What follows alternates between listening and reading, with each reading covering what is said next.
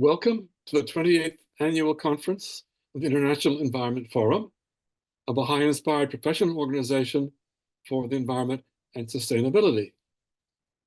The overall theme of this year's conference is a world-embracing vision for a sustainable future, consisting of 4 virtual events. This one, a conversation with youth. On the 17th of September, we have a panel on developing a vision for global collaboration, looking at issues of global governance. On the 22nd, we're looking at community perspectives, looking at building futures in communities. And then after, on the 28th of September, after the Summit of the Future, where we go from here, deeds, not words, sort of look at what was agreed at the summit and what does it mean for our action and for everything that we can take forward. This conference is associated with and in support of the United Nations Summit of the Future, which is taking place in New York, with action days on the 20th and 21st of September and the Intergovernmental Summit on the 22nd and 23rd of September, where we'll adopt a Pact for the Future and other declarations.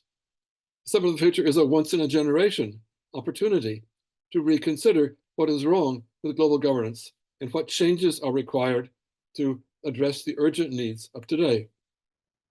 The Pact of the Future, which has 60 actions under 5 themes: sustainable development and financing for development, international peace and security, science, technology, and innovation, and digital cooperation, youth, future generations, which we're addressing here in this event today, transforming global governance, the topic of our second event. And there are, within that, there are about 30 pages of detailed proposals in the Pact for the Future. Our last conference event will review the results of the summit, as I mentioned, and discuss ways forward, both for the Environment Forum and more broadly. We're also partnering with some other side events taking place in New York during the Summit of the Future. On the 19th of September, we're launching a second charter, modernizing the UN for a new generation. And some IEF members have been part of the team drafting that second United Nations Charter. There's also, on the 21st, 2 events on what's next for global governance and the road through the Summit of the Future. Where do we go beyond? And then with the Baha'i international community, room for optimism. With all the negative things happening, it's really saying, what is something positive we can say? How do we look more positively at what we can do to achieve what's needed in the future? We hope that you find our participation in our IEF conference enlightening and useful. We shall make a report on the conference available on our website after the conference, where you will also be able to find reports of all our previous conferences, the previous 27 conferences, and many other useful resources. If you like our work and share our values, you might want to consider joining the International Environment Forum. So now I turn over this event to our moderator, Khela Baskett, who has been working in biotech, in software engineering, project management, and is now working in environmental retrofit to start up for residential customers. She also is responsible for the webinar series of the International Environment Forum. So over to you, Khela, to introduce our participants and to lead the discussion or conversation with youth. Thank you. Hello, everyone. Thank you. I'm looking forward to launching our conference here by hearing from our young people. This is, in my opinion, the best way to start with fresh perspectives. My name is Khela Baskett. I live in Colorado, up in the Rocky Mountains, and I love hosting the IEF webinar series each month throughout the year. But of course, this conference is a whole bunch of webinars all at once. So we get a lot of fun here in September. We have a handful of youth today. Our youngest member is 17, our oldest is 30, 32. They'll all introduce themselves. They're from all around the world and all sorts of different backgrounds, and all very passionate about the environment. So we're going to start out. Roya, would you like to introduce yourself? Yes. Hi, everybody. Good evening, good morning, good afternoon, depending on where you are today. My name is Roya. I'm 25 and I'm currently based in Naivasha, Kenya. So I just finished my master's in global energy transition and governance at IEF, which is a European research institution based in the south of France. And the program was run out of France and Germany. It's an institution that's sponsored by the EU. And I wrote my thesis about public participation and trust in Chile's energy transition, using the Baha'i temple and Baha'i principles as an example of how this can be done, bridging the gap between spiritual discourse and public policy. And so the institution, IEF, where I studied, was contracted recently by EDF, the Électricité de France, which is a French electricity company, to conduct a study on energy justice. And so I've been working with them on this study.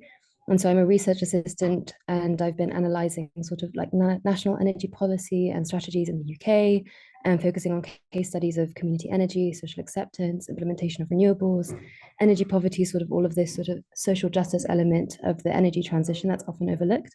And so today I hope to contribute to this discussion on the environment and sort of our perspective towards this as youth from the lens of energy and social justice. My name is Lua Mbuzi, and I am residing in Nigeria, Abuja right now. And I'm one of the panelists, the participants. I'm excited to be here to hear from everybody, but also to share a little bit that I can. So I think when I'd introduced myself in the beginning, with the fellow youth. I'm a mom of a 2-year-old, so I am learning to engage in this discourse, and to see what can I do within my own community to bring about awareness about sustainability and environment. So I'm excited to see what's going to happen today. Yeah, thank you. Yeah, hello everyone. My name is Ronit Mohapatra. I'm 21 years old and I've just started my PhD in environmental health at the Johns Hopkins University in Baltimore. I'm originally from the state of Rhode Island, though I've spent the last decade or so of my life living in Quebec, Canada, sort of near Montreal. That's where I did high school and my undergraduate degree. So my background is in biochemistry and molecular biology. That is the type of research which I am very interested in. And I would like to pursue a career in research, hence the PhD now. Now, as for why I specifically switched to environmental health, it's because I wanted the impact of my research career to be relevant to the current environmental crisis and various environmental issues like pollution and how that affects human health. And so my PhD now specifically is looking at how certain pollutants like metal pollutants produced by industry can affect neurodevelopment. What are the mechanisms that and what we can do to prevent it? It's exciting work and I'm happy to be working on it. As for why I'm specifically so invested in environmental issues, there's a variety of different reasons. I was blessed to be raised by very environmentally conscious parents and friends of my parents who had a role in my upbringing. And now just on a personal level, it's as simple as I love to be outdoors and I love to be in nature and would like to see the environment be as healthy as possible for as long as possible. So I look forward to discussing that here today and the future of all of these issues. Thanks. Hi everyone, my name is Zaya. Right now I'm a senior in high school and I've spent the first half of my life in China, and right now I'm living in California in the US. And I don't know what I want to study specifically after high school, but I'm super interested in both the arts and the sciences and how they're interconnected, and specifically how art can be used to make a positive impact, like maybe bringing more awareness to the environment, for example. I'm also really grateful to have the opportunity to be taking college classes at a community college while I'm still in high school, which means that I can take like two science classes per year. So I'm hoping to maybe take environmental science next semester and learn more about that from a scientific point of view, and then also to continue discussing these themes with youth. So thank you. All right, so the way we're going to do this, all of us studied the Pact for the Future section on youth. This is a UN document that was published for the Summit of the Future UN conference that's happening this month. This document outlines a goal for a glorious future for humankind that includes equity for all and environmental justice. And we all studied this document and thought about our positive vision for the future. And we have some questions. We're going to start with talking about sustainability and hear some of the youth's ideas. And after they are done, I would love for the audience to ask them questions, give them encouragement, advice, clarifications, any kind of interaction you want to have. You can put your comment in the chat. Arthur is watching the chat for us. You can raise your hand on Zoom, and then we'll interact a little bit and we'll go to the next question. So our first question is, what examples do you see of positive actions for sustainability? And who would like to go first? I can start on that one because I think Roya has a much more detailed take on this question, giving her master's thesis. But what I just want to say is, I think a lot of us, not all of us, but a lot of the youth here today are currently in university or on university campuses. And obviously these are great environments to foster sort of positive action and collaborativity, so that we see a lot of that. I just know I've only been in Baltimore for a month and on this campus for a month, but already there are so many great initiatives I see. Like there is a group which does research into sort of alternative protein methods. So obviously trying to shift away from using intensive farming practices to produce beef and chicken and trying to find more sustainable ways to do that. There is a sustainable pantry program, which is run through Johns Hopkins to give students who, not just students who have lower income, but all students access to sustainably obtained foods. And there's also tons of initiatives around environmentalism in labs and in medical practices. Obviously, I have like a laboratory background, and so I know research labs, although they do good work, can be incredibly wasteful and incredibly energy intensive. And so it's great that there are not only sort of initiatives to make labs more sustainable, but there's actually grants involved and rewards for people being more sustainable now. So this is all just very encouraging to see. It may not be as obvious in sort of everyday life if you're not in university, but for students and youth who are currently in universities, they see tons and tons of examples of positive action, and it's very encouraging for sustainability. I'll let you take the floor, Roya. Thanks, Ronit. Yeah, as you said, I think there's so many things that are happening that are not getting enough attention.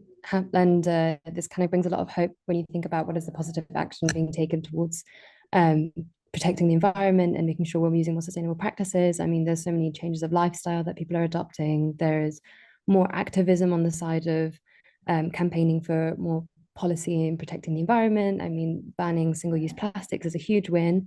I wanted to share something that is not so commonly known, and if you already know about it, you can feel free to switch off at this point.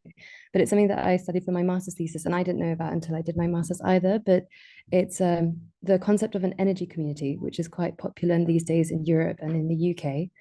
And an energy community is basically when individuals in a neighborhood, in a community, in a similar region or area, decide that they need to meet their energy needs by themselves because perhaps the private sector is not meeting them, their local government isn't meeting them, and so they can band together and use renewable technologies to do exactly that. And this looks like very, very different things. There's no one formula to how this could look. It could have, I don't know, solar panels installed on the roofs of your neighbors, and you're sharing the power that's generated with one another. This could be a reduction in energy bills. This could be communal electric chargers. Communal chargers for electric vehicles. It could be like locally sourced feedstock from farmers that they use for bioenergy that can be used to heat their homes instead of having to pay extortionate amounts to be connected in rural areas to a centralized heating system. So this concept looks like very different things using different technology, but the point of it is that people are like coming together to solve their problems themselves. So the community really builds this idea of social capital. It develops on this idea of participatory governance, where the members of that community have to make these decisions in a democratic way. Every person has a say, every person has a stake in it. Perhaps they even have some sort of like financial capital involved in it. And this is only available in certain countries where policy allows for it, because when you think about how you are able to generate that energy, first of all, obviously you need to be able to afford the technology to do that. You need to be able to generate the power yourself instead of using whichever monopoly is dominating your area. But the concept really makes energy more affordable, it makes it more sustainable, it makes it more equitable. It's a community-led approach that really inspires people to work with one another and brings those bonds closer to one another. And so while it's not like a one-size-fits-all solution, I thought it was really interesting to share that people are using this concept of an energy community, and it has many different terms, to work together to be more sustainable and to be more environmentally friendly. Anyone want to comment on these ideas for sustainability in our local communities? Anyone from the audience? I think you might just say that that concept of forming a community to address a local issue could apply to many other areas than energy. You know, I know in our area there are places where they're getting together to share tools and equipment rather than everybody buying their own thing. And there are a number of ways in which community people can cooperate and address a need. So I think that's a wonderful idea, but we can certainly see that happening in many other issues besides the energy issue itself. So worth exploring in the future. Thank you. Yeah, absolutely. I think that like this concept of having the community come together to meet their own needs with their own innovation, that's something that can be replicated in any way, shape, or form. And it's something that's not addressed enough. I think often communities feel very vulnerable or unempowered to do something when they feel that there is an injustice. And something like the energy community can really bring that about, bring an empowerment, can bring people together and really create bonds in a way that one wouldn't think of otherwise. I've got a question. Yeah. If I might address Roya. You said you had written something about the building of the temple in Chile and how it was sustainable. Did I get that right? How it was, in what ways? So Could you tell maybe us? I can explain a bit more. Thank you. Thanks, Juliet, for that question. Yes, so for I did a year of service, which is when a youth decides that they want to spend some time dedicated purely to voluntary work. It's very much about spiritual growth. It's a time, I mean, it's not like exclusive to just Baha'is, and many people would decide to take some time out to really spend giving back to society. And there are specific programs in different places around the world where the Baha'is offer this period of time for youth. And so I went to the Baha'i temple in Chile, also known as the Baha'i House of Worship of South America. And I spent my time there in many different departments, but one of the things that I was doing was working with the maintenance and administration. And we realized that they were paying quite a lot for their energy bills. And again, like I said, my contribution is very from an energy lens. So sorry if I bore you. But whilst I was looking at this, we realized that this was like a very unfortunate use of the funds. We thought that, you know, there's so much more that can be done in this situation. And because already the temple works very closely with the local municipality for a lot of programs to do with conservation of native flora, protection of wildfires in the foothills of the mountains. It is situated on the foothills of the Andes. There is so much that they do in terms of sustainability that it's a shame that their energy consumption is so expensive and so high. And so we started looking into the opportunities that would come about from using solar PV, for example. The temple site is about 83 hectares large, which is huge. And the idea is that in the future, these temples will be centers of community life where they could build hospitals and women's centers and research facilities where Ronak can work and do his environmental research. And so all around this temple, there's going to be these new edifices and dependencies coming about. And so in this case, the energy demand will rise. And already they have thousands of visitors a day who are coming to find out what this Baha'i temple is. And so the idea of the solar PV was that it would be installed in land that's not fertile and that could be used for like buildings or agriculture in any way, because there is plenty in the mountains where it's sloped. It's also perfectly situated to receive a certain amount of sun. But then obviously when we're thinking about this, there is the spiritual side of it, which is how do we engage in a project like this that also aligns with the principles of the Baha'i faith, to make sure that we're not just taking our benefit from the environment, that we're making sure that even the organizations that we're working with in this project also have the same values as that of the temple. And so in this case, I decided to look at what are these criteria that we're looking at, how would this project come about, and what are the necessary characteristics of the temple to engage in such a project. And so I looked at elements of participation, and I looked at elements of trust, and how this is sort of generally lacking in Chilean society, and how this is very present in the Baha'i community around the temple. And how that would mean that as a community, they could band together to invest in a project for solar PV instead of relying solely on a private investor, which would mean a lot of caveats, a lot of a lot of fine print would be involved in that, right? And so, I mean, long story short, it was just to say that the Baha'i temple had the opportunity to create a somewhat energy community, which I've already explained to you all, where the energy that they generate could not only benefit the temple and power them, but also the local community. And so this would be done, like I mentioned, they've already worked a lot with the municipality. It's called Peñalolén, who's very, very prevalent in Chilean discourse around like environmental protection, around community energy. And so they have a lot of grants available for community-led action like this. And so it was a joint collaboration where the municipality and the temple could invest both physically and spiritually in a project like so. And the power would then go back down to, because it's in the foothills of the mountain, the connection for the transmission lines is very complicated. So it would also be decentralized, which is really cool. So the idea that this religious organization could participate in the energy transition was sort of novel. And it was very cool. But this was something that the temple has already been like talking about, and I was just doing like a little side research. All right, all these questions are pretty, they all blend together. So if you end up having a question you want to refer back, don't hesitate. But I'll move on to the next one here. Our next question is, how do you see the future in terms of attitudes regarding the environment, sustainability, or global cooperation? And Lua is going to start us off. So in regarding to this question, so one of the examples that I can think of, and yeah, one of the examples that I can think of and sort of like saw it in my own community is that of local farmers. So one of the issues that is arising now is global warming, climate change. I don't know, sometimes I get confused which one is which, but people are beginning to recognize that the weather patterns are not the same.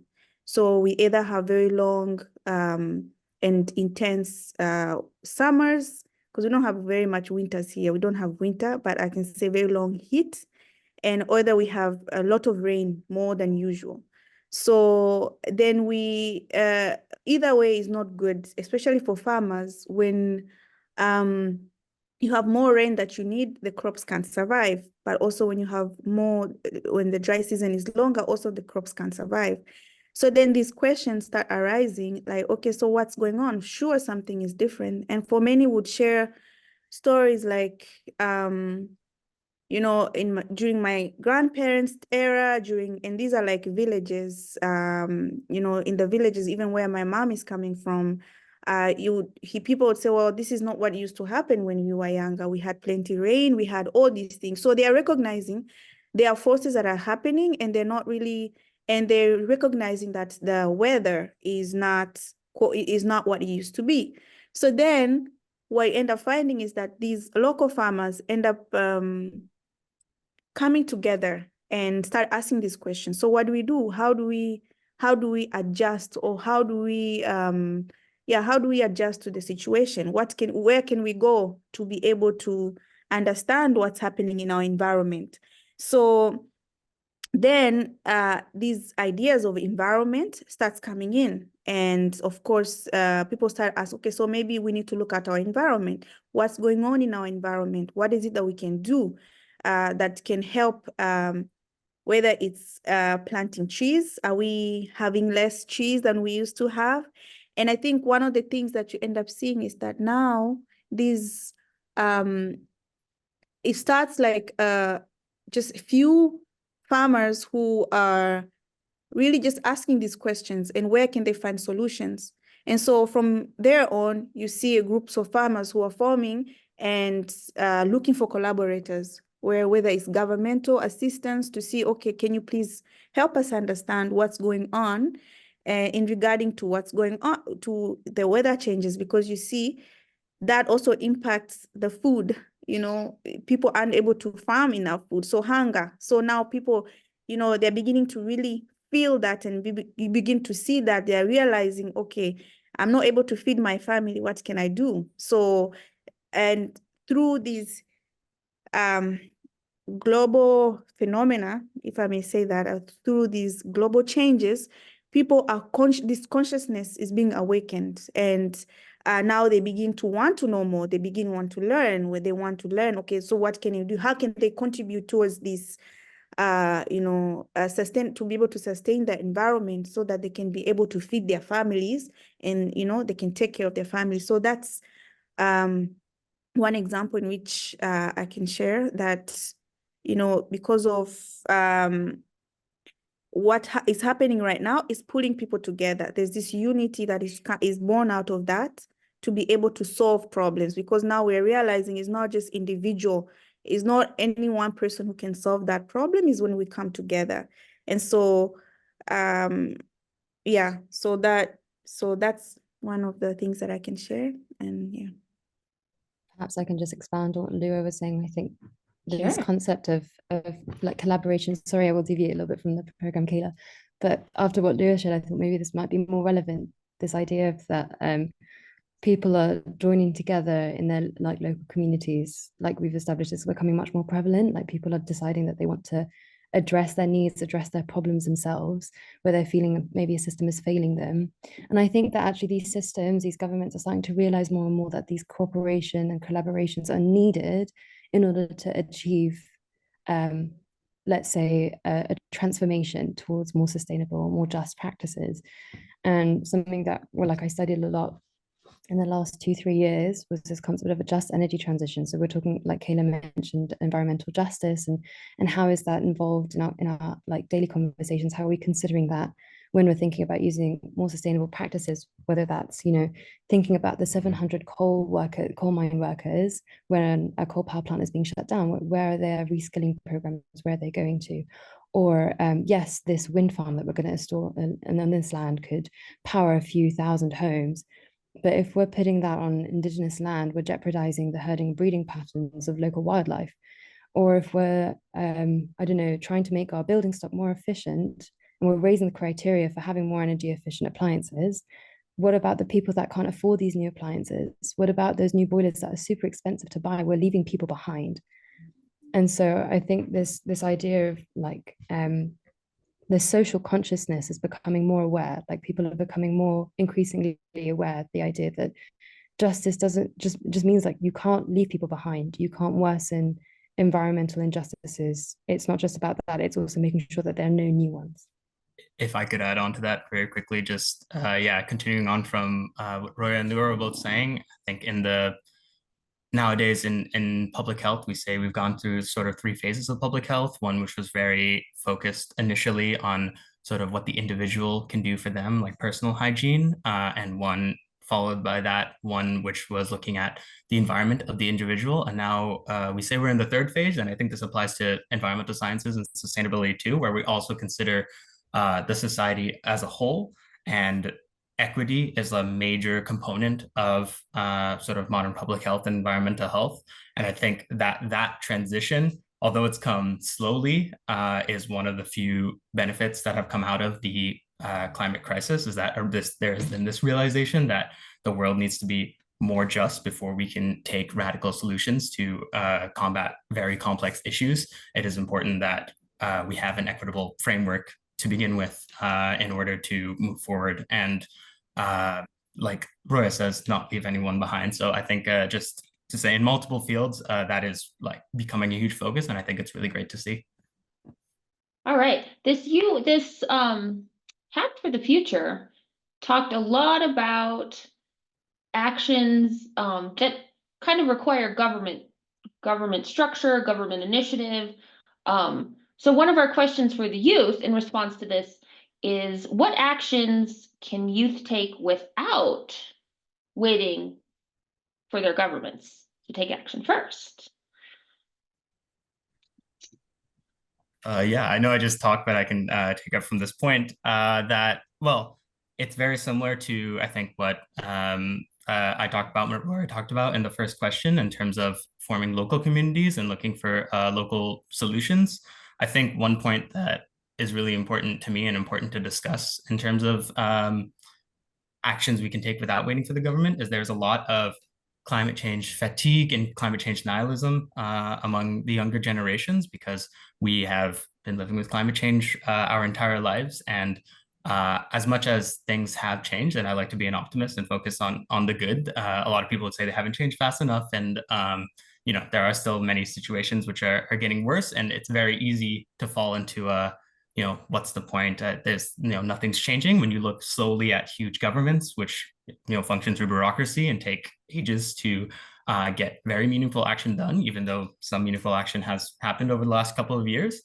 And so I think by focusing on actions that youth can take without waiting for governments, this is not only a good way to actually incite change through local communities, but also to sort of keep morale and keep spirits up concerning the climate crisis by focusing on non-governmental courses of actions. It seems much more achievable for someone who isn't involved in government, for someone who is sort of just a citizen and only has their local community, to focus on non-governmental actions and joining whatever societies that they can, whatever initiatives that they can, like I discussed previously, if you're in a university, around the university, but even beyond that, in your city, in your town. I come from a small town in Canada, which has a very active community, and it's, you know, 5,000 people, but you don't need a lot of people to have meaningful action and to have people lead meaningful lives which have actual impact. And if we can focus more on that scale, well, I think we'll find that further up, there are positive changes as well that are reciprocal. Zaya, did you want to talk about the work with children in your local community? Yeah, so I think a lot of times maybe when we think about positive change, we think like, oh, if the government would just change this law, then it would be fixed or solved. But I think until people are really able to work together and all truly like have the desire in their hearts to actually contribute to this change, then we won't see as much progress. So along these lines, one thing that I've been doing in my community on a local level is having a weekly neighborhood class for children. And it started by just a few friends like going around the neighborhood and knocking on doors and inviting people to the class.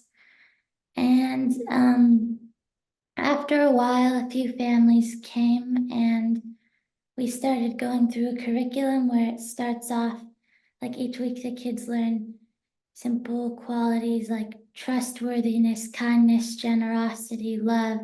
And then as they go on, the concepts become increasingly more complex. So now they're learning about like seeking knowledge, engaging in consultation, living in harmony with others. And while these topics aren't directly related to the environment, I think that they're super important qualities to have. Like if the kids go on to later contribute to discourse surrounding the environment. Like you need to be able to consult with other people, keep an open mind to different ideas, and just always like be eager to learn more and more. And then in addition, these classes have become more than just like a weekly activity, and now we're really seeing them turn into like a whole process that builds community and trust and friendship. So for example, a few months ago we had well, our class consulted and decided to have a neighborhood service project. And it really came about through consultation. Like the project ended up being a combination of like all the kids' ideas and all the parents' ideas, like the whole families, like 3 different families just really had a consultation with like the parents and the kids and the youth. And we decided to have a service project called Walk, Talk, and Chalk the Block, where we went around our neighborhood, invited our neighbors to come and like write meaningful messages on the sidewalk with chalk. And then, yeah, so that was like the start of this community building process, I think, where it really turned into something where like the whole neighborhood was involved. Like I think like maybe 20 neighbors came to that project. And then we've also just been becoming really good friends with the families. Like the kids just play with each other outside of the class. And then I think this aspect of it, like the trust and friendship, is also super important to like later on make a positive change, whether it's related to the environment or other social issues, because like you really need to have that consultation. Like if we hadn't had that consultation, I don't think we would have come up with that idea. So I'd say that like in summary, this children's class has been helping in 2 ways. One way is like we've been teaching kids these important life skills that they can later use to contribute to this discourse. And then the second is just building community and friendship and trust. That was very inspiring, Zaya. I just wanted to just comment on everything. I mean, for a few minutes, and explain, I suppose, my presence here as a in the process. I'm obviously no longer a youth, but when I was a youth, I studied environmental law and learned about something as a young lawyer at 25 called the potential of something called a carbon credit, the idea to assign a value to nature. Perhaps I don't want to go into the details of it, but it's taken 20 plus years since I went to this school for the UNFCCC to be signed for what's become REDD plus projects, basically projects designed to save our forests, to sequester the carbon from the atmosphere back into the forests, to try and control the unfortunately large amount of excess carbon in the atmosphere. And I'm just beginning to work on projects like this in the country of Liberia. And it occurred to me as I listened to all of the great ideas coming from the youth that not every one of them, the energy,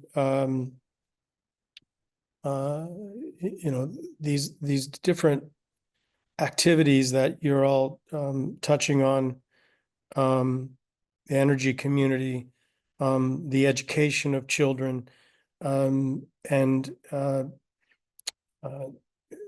that all of these, I've been as we work on these projects, with the indigenous communities in the forest. These are 5 and 10,000 per community, indigenous people living in the forest off grid, far away from the capital of Monrovia, having their forests chipped away at their environment, having biodiversity challenges with the flora and fauna. This vehicle of sequestering carbon, which is not cheap to get these projects off the ground. There is money involved, and it's a business basically. But it provides the opportunity to bring communities together and have them transform their stewardship of the forest using technology. It's a wonderful medium to marry the traditional and indigenous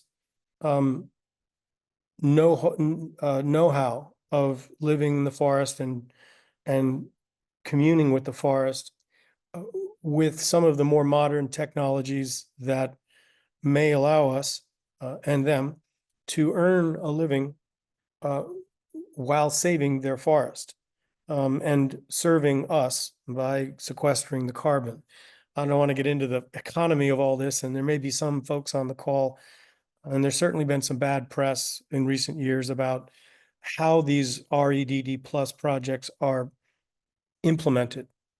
I don't want to dominate the conversation, but I just wanted to make the point that it strikes me that as I go forward with these communities, with our staff, working with them to grow back their forests and bring back the biodiversity and help them earn an income as they do so. That's the trifecta of the work.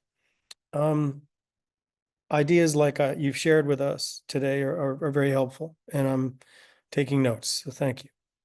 Thanks, John. Our next question for contemplation is, how can youth be agents of change toward recognition of the interconnectedness of humans with each other and with the natural world? One of the things that come to mind is that youth, the period of youth is very special. It's the time in which one has a lot of energy, and so one has a lot of vigor to be able to do to bring about transformation. And we can look, even we look at society in many places, when we see where there's a lot of change that comes, is because youths, together with the old people, but the youth primarily have gone out, either it's through through protests or through something. They would arise and say, okay, something is out and something needs to be done. So that the zeal and that's the energy of the youth is there to also push up the frontiers of change in society. So one of the thing that some of the thoughts that come in mind on how youth can really be interconnected is creating spaces. I mean, I'm thinking like, for example, this space that we have right now, where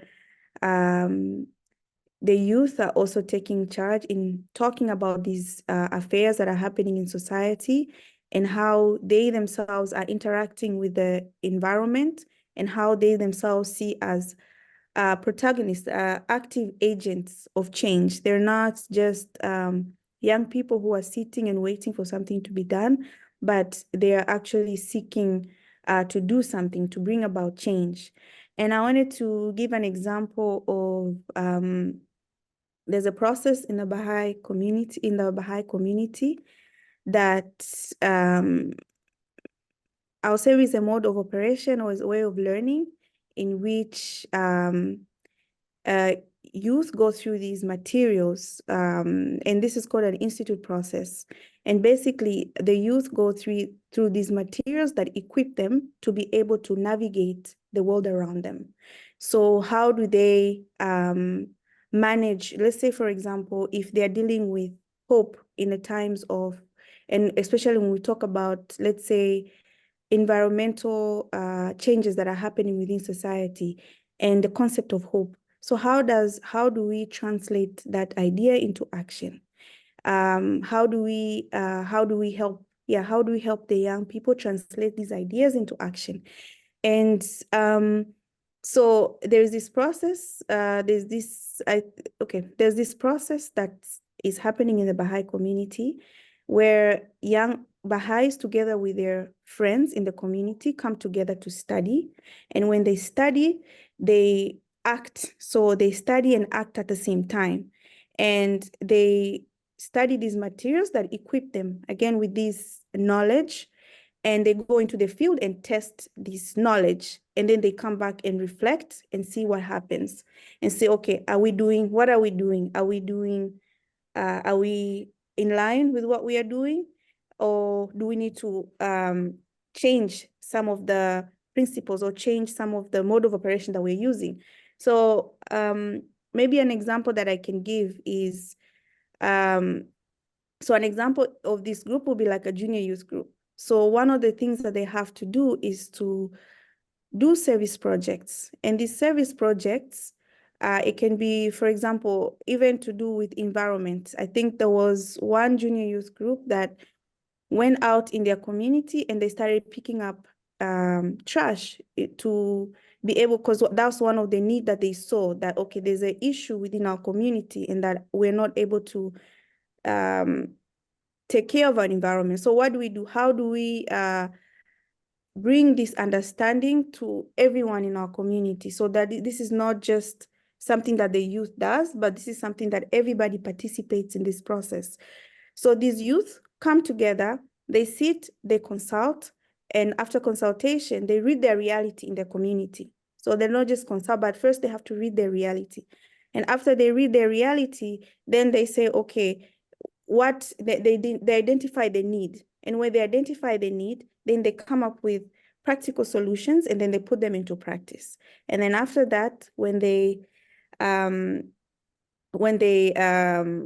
go out to try and implement, then they come back to see if what they did, have they done according to the way they hope. And one of the things is that they don't just do it on their own, is that they also share with other people. So they look in their community, who else? So in this stage, this is where I see that even the young people have the zeal and have the energy to bring about transformation, but also they need older people. So they need, that generational gap comes in, where that, okay, we have this idea, how do we implement it? Then older people also come and support the young people to bring about this transformation, because it's not just the young people alone who bring, we are all part of society. But of course, maybe at certain stages in our life, we're able to do certain things. And so those activities that require a lot of energy, young people, of course, will be able to do that. But also the community, the older people bring in their wisdom to sort of like help the process, to assist the young people to bring about this vision into reality. And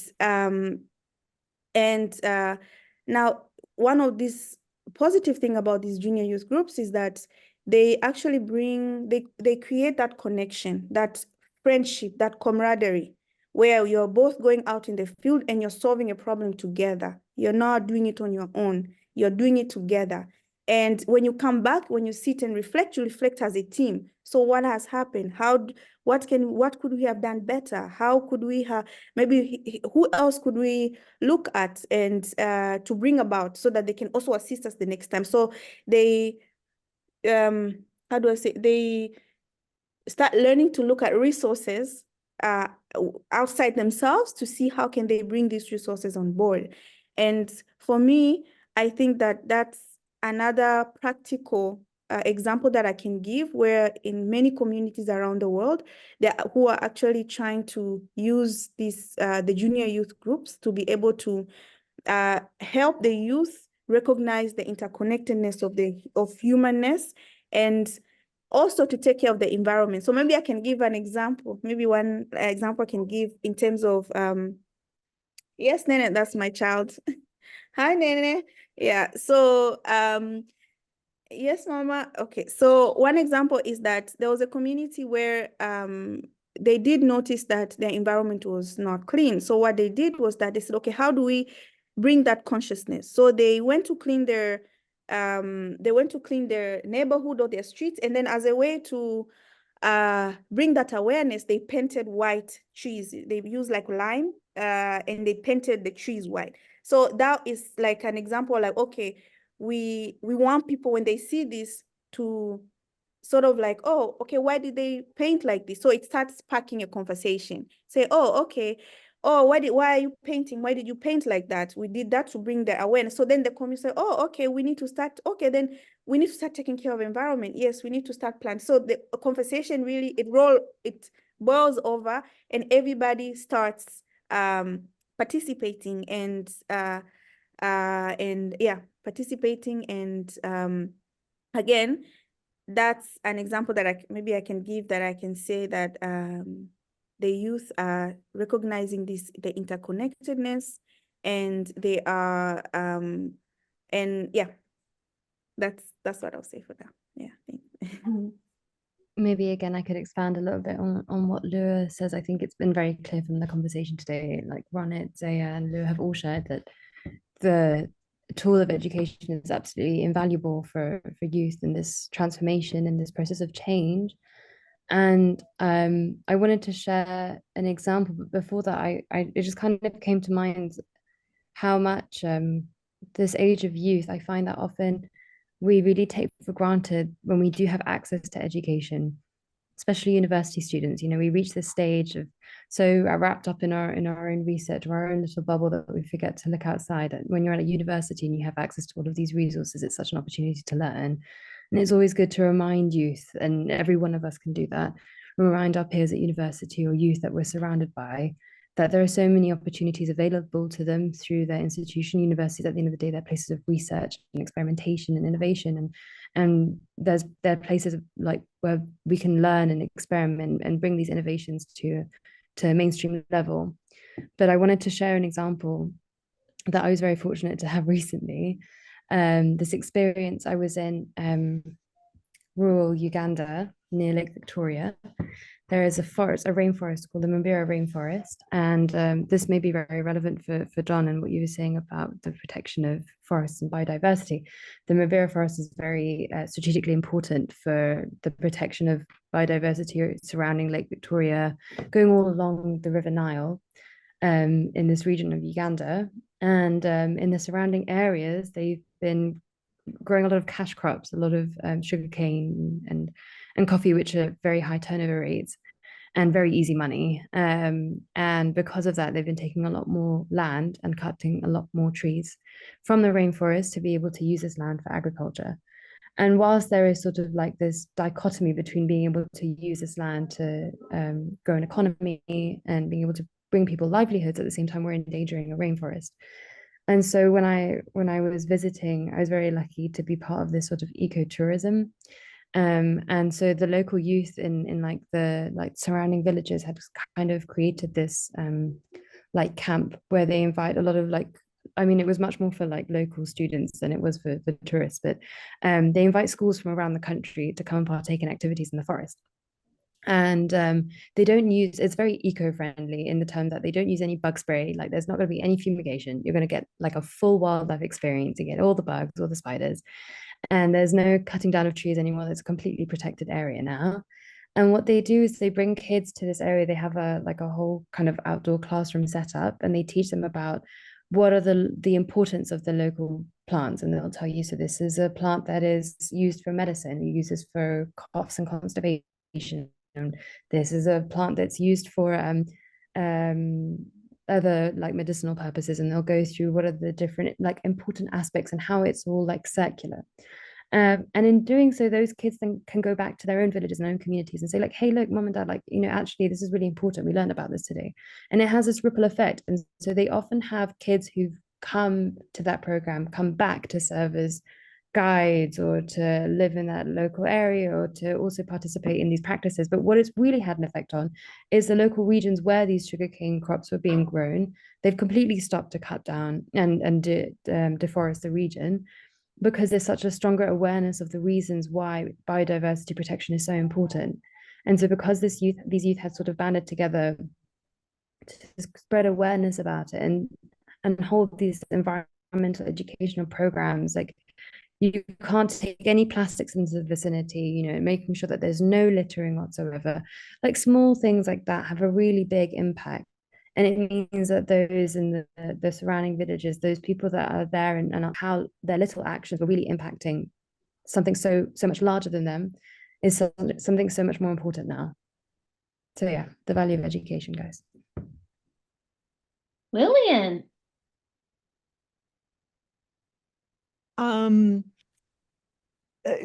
Back to what Roya, but Lua said about the youth. I see Diana and Tim there. We all live in a small town called Sydney, about 12,000 now people outside Victoria, British Columbia, Canada. And I went with the junior youth to pull invasive plants out of our local community park last week. It was a service project that they wanted to do. And how it works in our local community, we have a grassroots charity that started in the lower mainland of Vancouver, called the Greater Victoria Green Team. And this team goes out and works and partners with local municipalities here. We have 13 municipalities.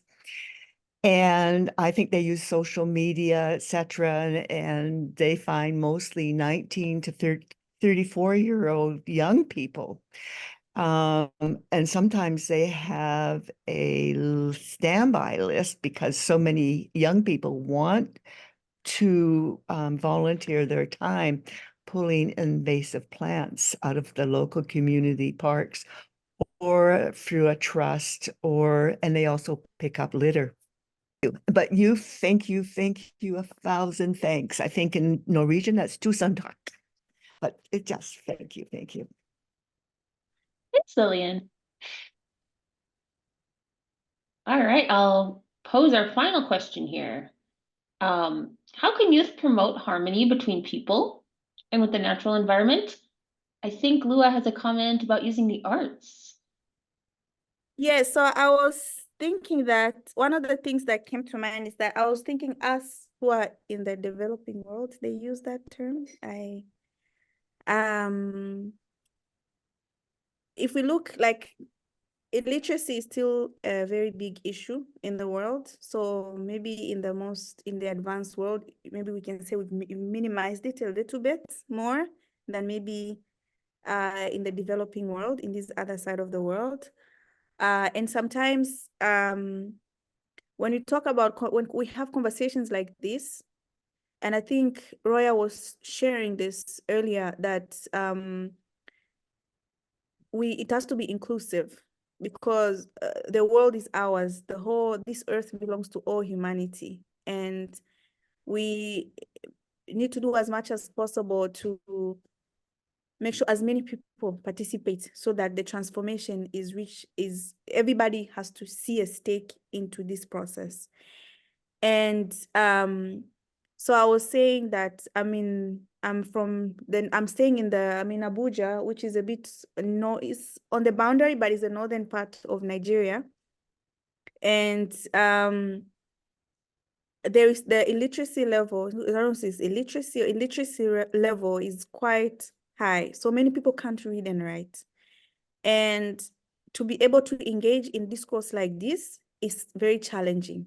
Not only they can't read and write, but also the language. They can't maybe even speak English. So even to engage in topics like this is a bit challenging. But needless to say, it's not that they are not experiencing the world. They're experiencing the world. They are seeing the phenomena, the changes. So then how can we also think about this population that may not have access to education, but yet they can also contribute to the transformation of their own society? And so one of the thoughts that I was having is that, and this is, okay, I don't know how to say this, but okay, let me say it this way. So one is using art. So how can we use art to talk about environmental, natural environment, so that those who cannot read or write, but at least they can understand art? So how do we talk, how do we use art? Or how do we use, whether it's visual art, whether it's, I had written some, so visual art, or songs, or, I mean, what can we just, to use as many tools as possible to be able to reach as many people as possible, so that they can be able to also participate in this process. An example I was gonna give was that I shared earlier that I'm a mom of two. I'm a mom of a 2-year-old. And even though I'm a mom of a 2-year-old, I'm not necessarily only at home, so I'm engaged in community activities.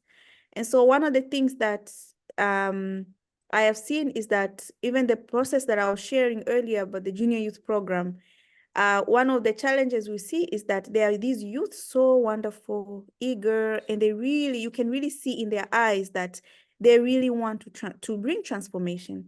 But one of the challenges is they can't read and write. But you cannot say, oh, you cannot be engaged in this process okay, so how do we work with this population so that they too, because they have so much, and what I've seen is that they have a way to unlock their hearts. Like sometimes I'll go and speak, I'm not understood, but they speak, everyone understands.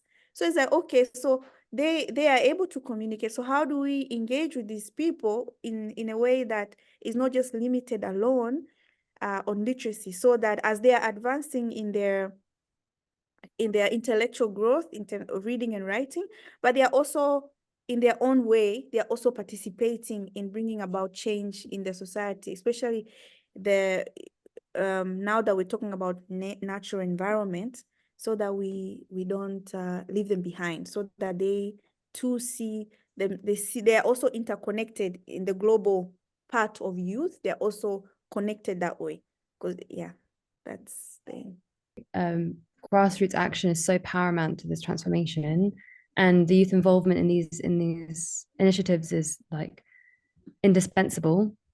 There's also something to be said about having these leaders of tomorrow, as we call them, involved in the decisions of today, right? I think that sometimes we feel like, okay, we're going to be preparing, and all the actions that we're doing is preparing for the disasters that are awaiting us somehow because of the decisions that are being made for these future generations.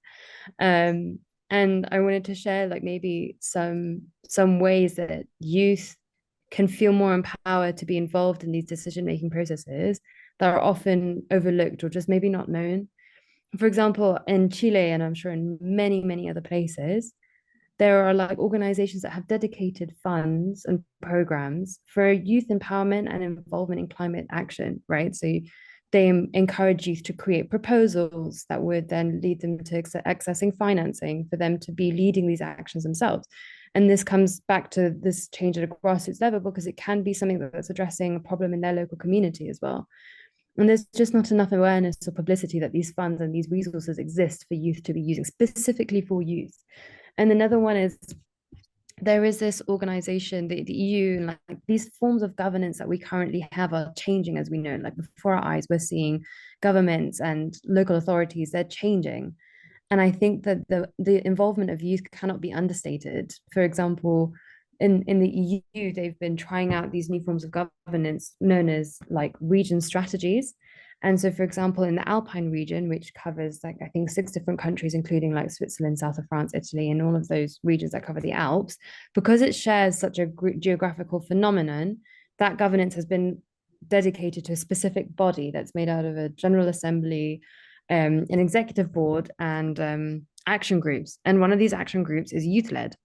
And that's to say that the youth that are living in that region, that are facing the challenges every day, and it's a very specific region, have a voice to be heard in the decisions that are made regarding that region. And it's already protected because it's the Alps and it's like a very wealthy area, but it's an example to say that the voices of youth are being heard more and more these days. And it's time to tell, like, each one of us here today can go out and say, like, you should feel empowered, that there are so many resources available to us. And I think in certain regions more than others, obviously, as Lua shared, but that youth have the opportunities, the right, and the desire to make this change. And sometimes we forget that, or we just don't know that these things are available to us. Thanks, Raya. Thanks, Lua. Who else wants to chime in? That is the end of our formal questions. So I want to open up the floor for anyone who has any thoughts on anything relevant to this discussion here. I see a question in the chat that I can speak on from Juliet Carvajal. She's asking if any of us were involved in not using plastics and promoting alternatives. And one thing I did want to say about this is I did my undergraduate at McGill University, and there's a professor there who I met named Dr. Khela Baskett. And she was in the chemistry department, and her research was actually on trying to come up with ways to degrade plastics and like plastic fibers that are commonly used. And it's a really fascinating problem and a really difficult problem because plastics aren't made to be degraded. They're made to last a long time. That is like their product purpose.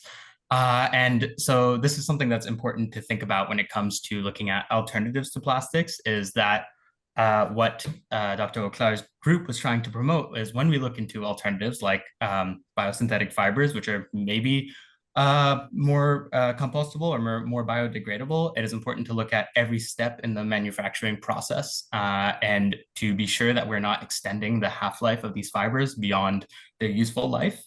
And she was trying to promote transitioning from a sort of linear manufacturing mindset where, you know, when we originally came up with plastic, it was we create a product and then the product gets thrown away, to a sort of cyclical mindset where you want to create new products and alternatives to plastic, where before you even start using the product or mass producing it for, you know, human use, we want to know and have characterized very well how that product is going to be broken down by the environment, and that process will be rapid, that it won't produce any unwanted contaminants. Like a lot of alternatives to plastics are great, like biofibers, but they can be coated in, say, flame retardants, which makes sense intuitively because we don't want, you know, everything to catch on fire. But some flame retardant chemicals then get into the environment, and that is a huge, you know, public health issue these days. And so it's important when we're looking into the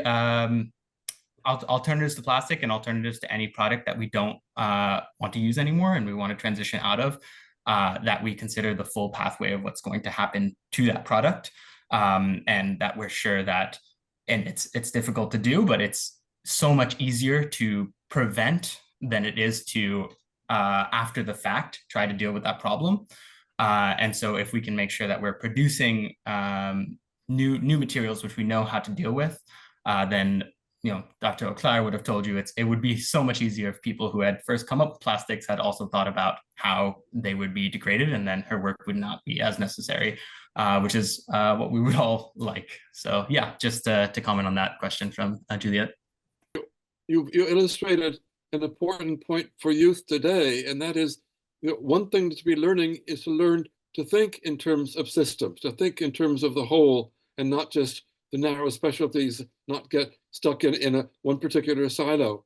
And so I think an important skill for all young people today is to have that broader view, whether it be replacing something else, where does it fit into the whole cycle of things?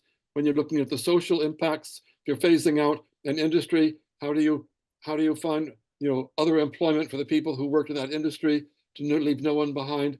I think you've raised several different issues this evening, all of which require that kind of systems thinking, which is quite inherent in the Baha'i faith. I mean, the Baha'i approach to progressive revelation is all about systems, and the teachings are about building a unified world society. It's all about systems. So it's a kind of thinking that needs to be part of every young person's vocabulary today as they go forward. And then I think we've had a number of good examples of that this evening already. Thank you. There is a question in the chat. It's earlier up by Farouk.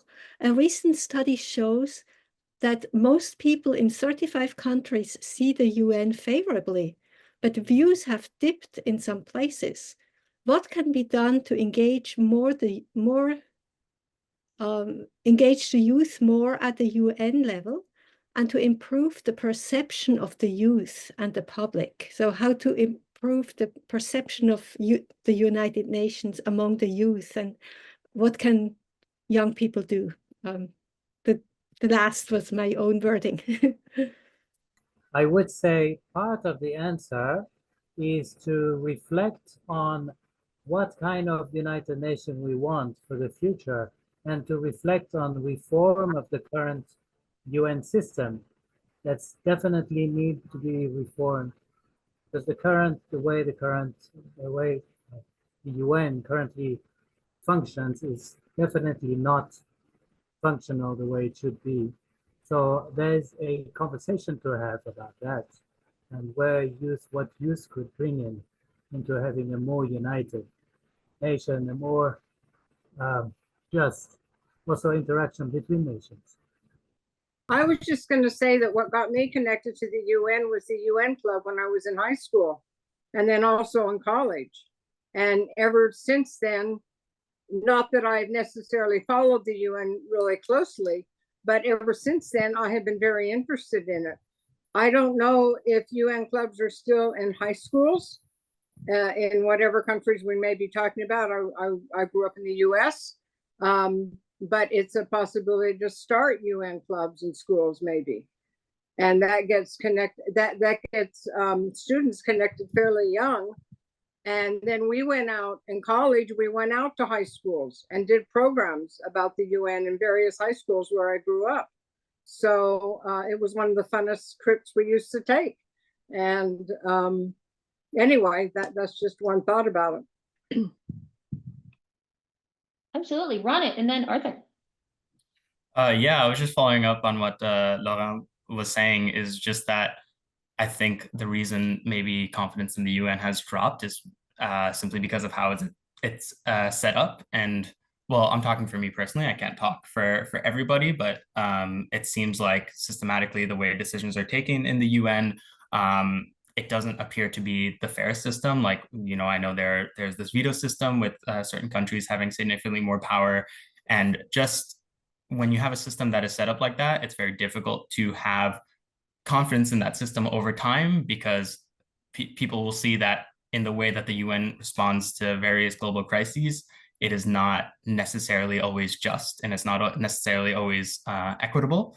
And that can be fixed by sort of large systemic changes in the UN, but that's very hard to put in place in terms of in the short term for what we can do to improve sort of opinions of the UN would just be through more outreach of sort of smaller initiatives and not the overall working of sort of the whole governing body, but kind of what we were talking about in the beginning with you know, any local initiatives. I first went to the UN Center in New York when I was a kid, and I remember it being a great experience. And there are a lot of really important issues raised just from the exhibits that were available to tourists.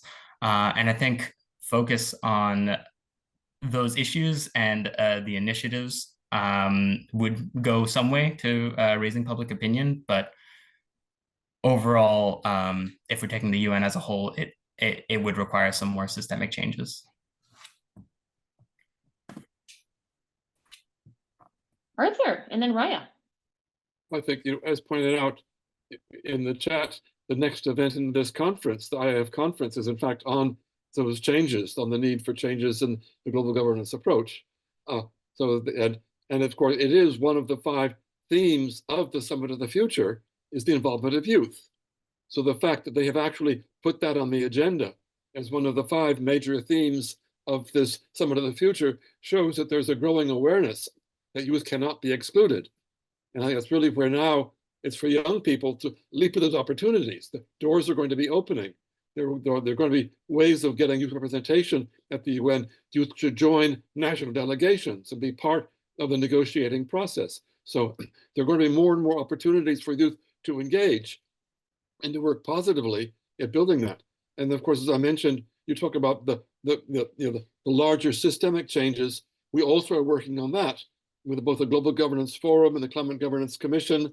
And as I say, we're launching a draft for a second United Nations Charter. One of the recommendations in that is that we should add a fourth pillar to the United Nations, the environment, managing the planetary Earth system, which is not mentioned at all in the UN Charter. And it should be alongside human rights and peace and security and development as one of the four major focuses of the United Nations in the future. So we have proposals, and with another Environment Forum member, we prepared a working paper 3 years ago on creating a global environment agency that could legislate to protect the planetary environment. And that report has been picked up by the High-Level Advisory Board of the UN as the basis for their recommendations of what should be done to improve environmental governance. So we are, even within the Environment Forum, we are also active at that level, trying to bring about changes. And of course, some of us are getting old now, so we need the youth to come in and pick up and take this further. But the opportunities are going to be there, so be ready to grab them as you go forward. Thank you. That's exciting, Arthur. Roya.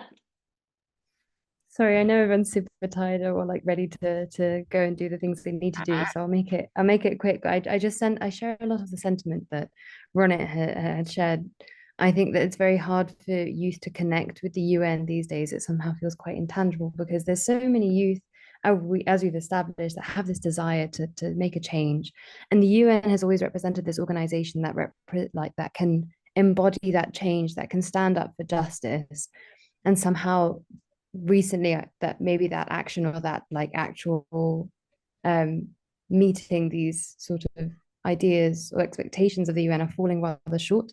And I maybe speak from more of like an internal perspective when it comes to, wanting to do an internship at the UN or work for UNIDA, UNDP, or any of its subsidiary bodies. It's very difficult to actually tangibly reach them because there's a lot of nepotism within those circles. And I think that's something that very, very aware and unfortunately hasn't changed. And so amongst the circle of friends or colleagues that I work in, like a lot of people have really tried to get into the circle, and unless they know someone, will never make it. And even the internships are like actually quite unsustainable because they're voluntary, as in the UN perhaps just doesn't have the funding for it. It means it's limited to a lot of people who have the funds to support themselves whilst they work, right? So it means that already like it's a very specific group of people who perhaps aren't representative of the larger issue and the larger reality. And this is the same for a lot of the like regional conferences with UNDP, where friends of mine who are representing, for example, the Balkans often have shared that the youth that go there are like somebody who works for the UN child and not necessarily someone who actually has experienced the problems of that reality or someone who actually shares the challenges that are faced day by those youth. And so when our youth voices are being heard, it's to be said that everybody's voice should be heard.